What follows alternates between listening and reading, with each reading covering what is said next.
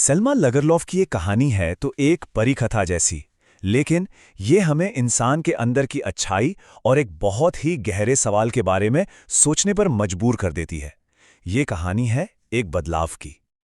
कहानी की शुरुआत ही होती है एक बहुत ही दिलचस्प सोच से। एक ऐसा आइडिया जो पूरी कहानी को आप कह सकते हैं एक धागे में पिरोता है कि ये जो दुनिया है यह खुद एक बहुत बड़ा जाल है। तो ये सोच आई कहाँ से? इसके लिए हमें मिलना होगा कहानी के मेन कैरेक्टर से, एक ऐसा इंसान जिसकी मुश्किलों भरी जिंदगी ने उसे दुनिया को एक बिल्कुल अलग ही नज़र से देखना सिखाया है। जरा सोचिए इस आदमी की जिंदगी के बारे में। गुजारा करना भी मुश्किल है। हालत ऐसी है कि कपड़े फटे हुए हैं, गाल पिचक गए हैं और आंखों में बस भूख दिखती है। मतलब उसकी जिंदगी में कोई रंग ही नहीं है, एकदम बेरंग और उदास। और इसी मुश्किल भरी जिंदगी से जन्म होता है उसके इस अजीब सी फिलॉसफी का। उसके लिए ये दुनिया और इसमें मौजूद हर अच्छी चीज, चाहे वो पैसा हो, खुशी हो या फिर खाना, ये सब बस एक चारे की तरह है। एक ऐसा चारा जो लोगों को फंसाने के लिए ही बनाया गया है। लेकिन तब क्या होता है जब इस कड़वी सोच का सामना असल दुनिया की अच्छाई से होता है? कहानी में एक ऐसा मोड़ आता है जब इस फेरी वाले को वो मिलता है जिसकी उसने कभी उम्मीद भी नहीं की थी, दया। सोचकर देखिए, उसे तो आदत थी कि लोग उसे देखकर मुंह फेर लेते थे, शक करते थे, पर यहां तो सब उल्टा हो गया। एक अकेला बूढ़ा किसान उसे न सिर्फ अपने घर में पनाह देता है बल्कि उसके साथ बैठकर खाना खाता है, बातें करता है, यहां तक कि ताश भी खेलता है। ये सब उसके लिए बिल्कुल नया था। और वो बूढ़ा आदमी सिर्फ दयालु ही नहीं था, उसने उस पर भरोसा भी किया। इतना भरोसा कि उसने फेरी वाले को अपनी पूरी जिंदगी की कमाई दिखा दी, 30 क्रोनोर। उसे क्या पता था कि अनजाने में ही उसने वो चारा सामने रख दिया है। और जैसा कि फेरी वाले की फिलॉसफी कहती थी, वो लालच में आ ही गया।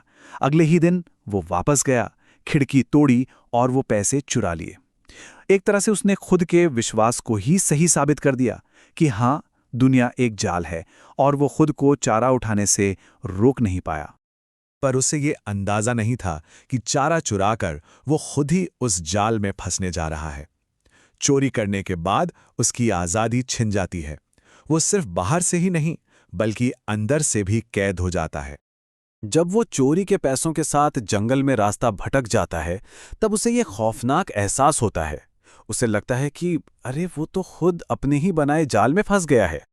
अब बाहर का जो माहौल है वो उसके मन की हालत को दिखाने लगता है। वो जंगल अब सिर्फ एक जंगल नहीं है, वो एक ऐसी जेल बन गया है जहां से बाहर निकलने का कोई रास्ता ही नहीं दिख रहा। एकदम थका हारा और नाउम्मीद वो एक लोहे के कारखाने की भट्ठी की तरफ खिंचा चला जाता है। और वहीं पर कहानी में एक और मोड़ आता है।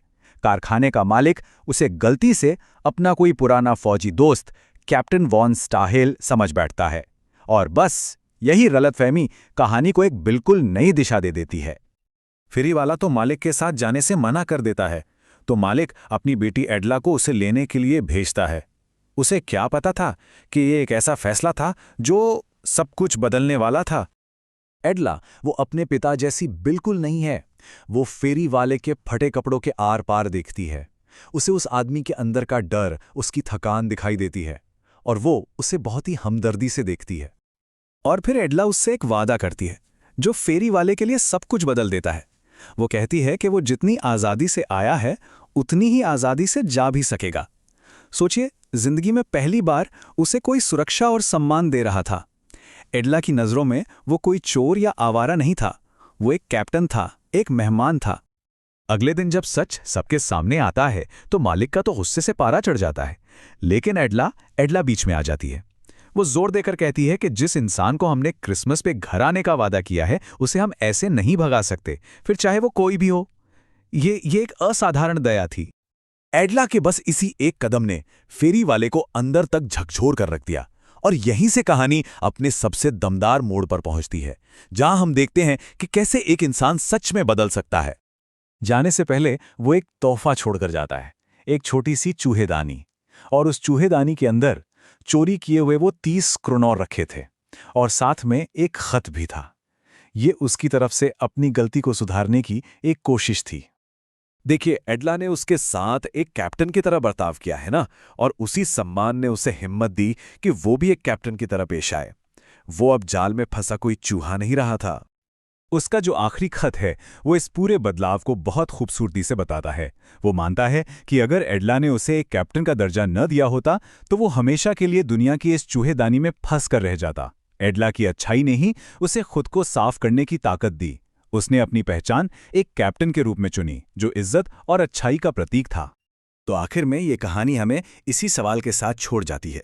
ये हमें सोचने पर मजबूर करती है कि कैसे सिर्फ एक बार की गई दया किसी की पूरी दुनिया बदल सकती है, किसी के जीने का नजरिया बदल सकती है और उसके अंदर छिपी अच्छाई को फिर से जगा सकती है।